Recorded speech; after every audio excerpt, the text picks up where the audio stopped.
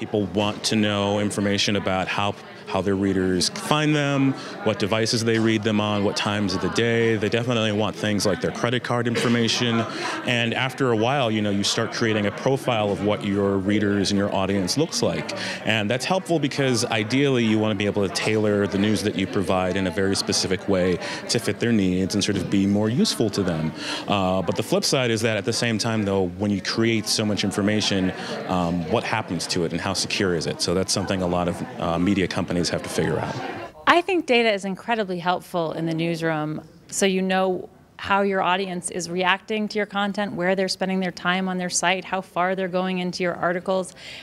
It helps you serve them better, and it's a fascinating new insight into how our stories are being consumed by our audiences. I think there is a limit to the amount of data we can have on readers and how much we can use data to determine our editorial strategies.